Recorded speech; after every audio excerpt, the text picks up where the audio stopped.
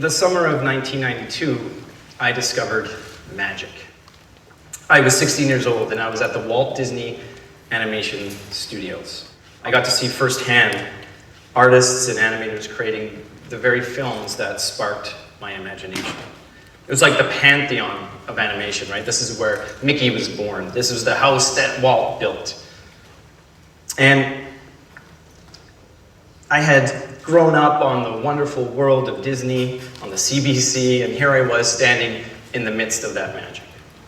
It was that day, that very place, that I decided I wanted to become an animator.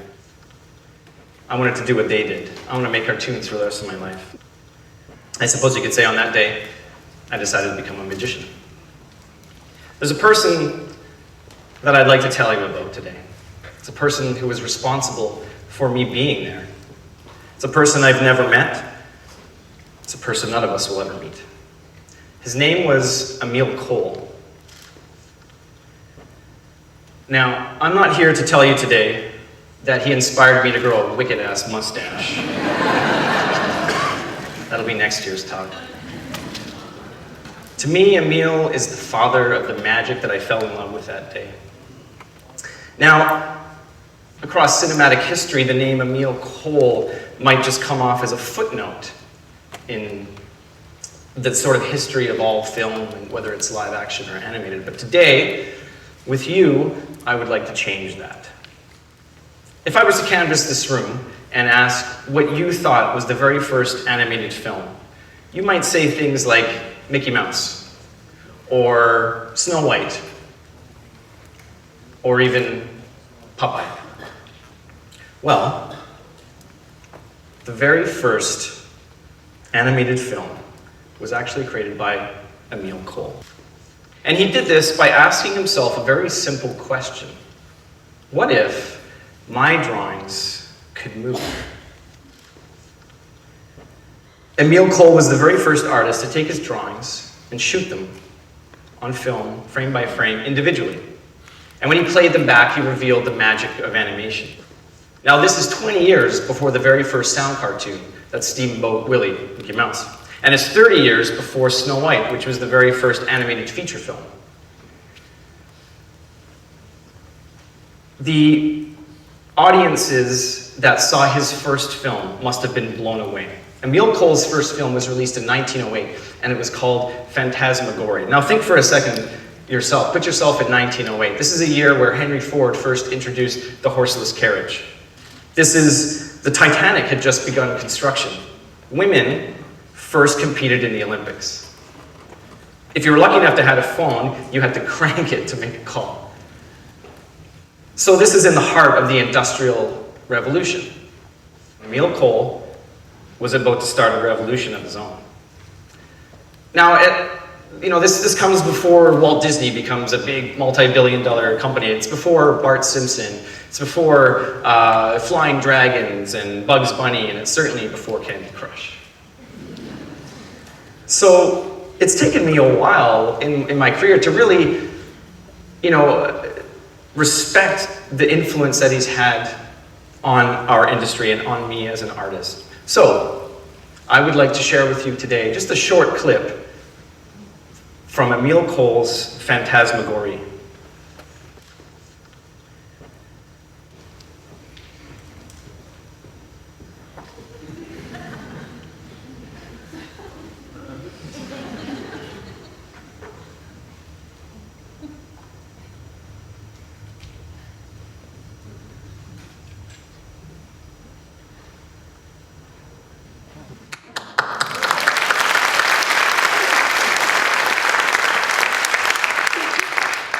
Look, I'm not gonna lie, it's a little creepy. And there's no sound. Thank you for laughing uncomfortably at certain points there. Look, it's archaic and it's a little confusing, but to me, it is magic. It is wondrous. It's the answer to Emil Cole's question, what if my drawings could move? And the answer is yes. Moving drawings, the illusion of life. It took 700 drawings, in fact, to do the whole film, which thank goodness I didn't share with you the whole thing today, but it's on YouTube. Emil Cole was a curious fellow, and he had a bizarre sense of humor, as you can see. But in animation, he had found his voice. Animation has come a long way since Emile Cole. We've gone from Winsor McKay and Gertie the dinosaur, and we've gone to Jurassic Park. It's a long way. Animation has become a beautiful combination of music and sound and color and dance and performance. And today, whether you're using pencils or pixels, anything is possible. It's these possibilities that inspire me every day, and it's all because of Emile Cole. You know, animation is amazing. I'm drawn to it so much because it's accessible. It lives in its own reality, and audiences can suspend their disbelief. And at its best, it levels the playing field across diverse audiences, from 2 to 92. But since 1908, of course, technology has changed. And what's really fascinating about the art of animation is the actual process hasn't changed that much. It's still a very long process. It can take years. It takes a lot of patience, believe me. But the artists themselves is kind of forced in that situation to question and really truly consider the kind of stories that they wish to share. Whether it's cute or controversial or sweet or serious or an issue of social injustice or simply slapstick humor, anything is possible. Today there are over 2 billion screens in the world. I'm assuming all of you have one in your pocket right now. Only half of us have access to the internet. Now just think for a second how much time you've dedicated in the past month to watching themed entertainment or playing video games. It's probably a lot, and an animation artist has probably had a very large part in contributing to that. We've come a long, long way.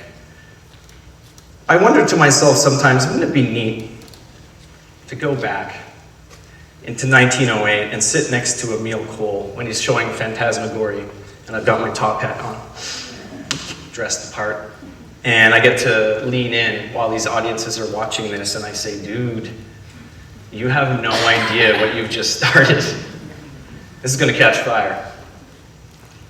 And it becomes this moment then of realization that his contribution has been massive.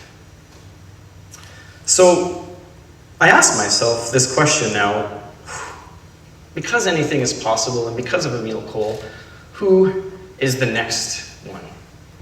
Who is the next Emile Cole? He's given me a second inspiration, and it's in my classroom, now as an educator. I ask myself sometimes, gee, what if the next Emile Cole is the student I'm teaching? So this is what happens. A student will inevitably come up to me, and this happens more often than not, and say, you know, Colin, I don't have any ideas. I don't know what to do. So it begins a conversation. It's a really fascinating conversation, and it goes a little bit like this. I say to them, look, any really good idea, any truly good idea has come from a small place, a small question, just like Emile Cole. To me, it's a place of hope. So I turn to them and I ask them a simple question. What do you dream of? What is it that you hope for? When you're falling asleep at night, what is it that you think of?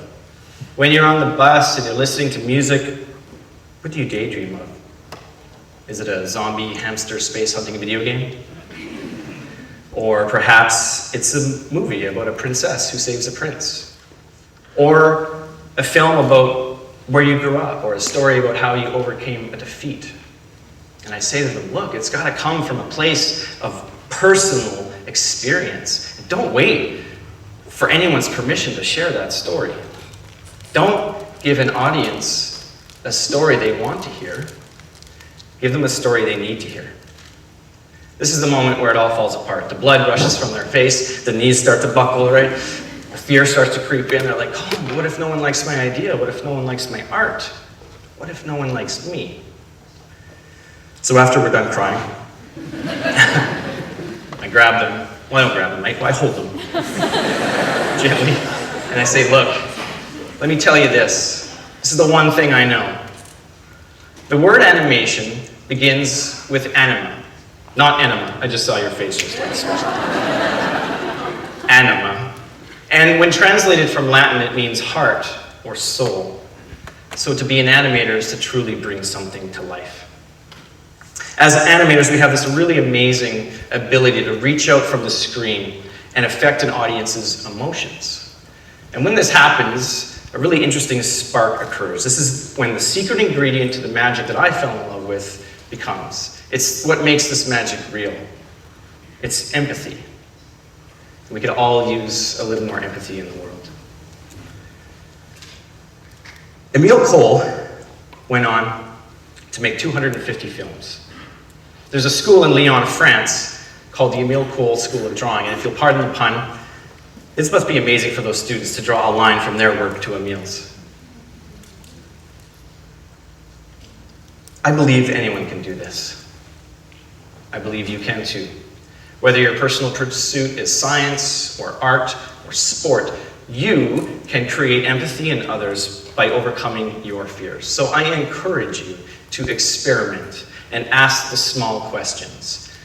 Seek out answers. Try something new. Make it positive and hopeful. And share it with somebody. Share it with the person next to you.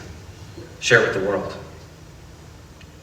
If you're a teacher, be aware of your students. Be aware of the silly ones. The ones doing weird experiments in the corner. Embrace that. Encourage that. Help them find the magic in the answers to the questions that they're asking, because you never know where that might lead them.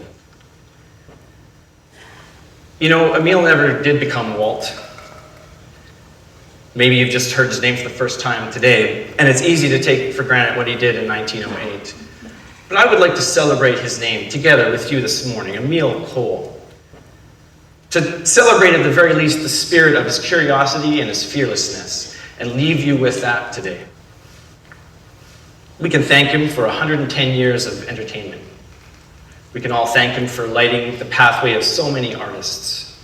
I can thank him for the summer of 1992 when I fell in love with the magic he started. We're here spending some time together today because of Emile Cole.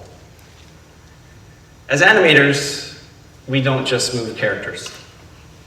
We move audiences. Just like it was in 1908, because of Emile Cole.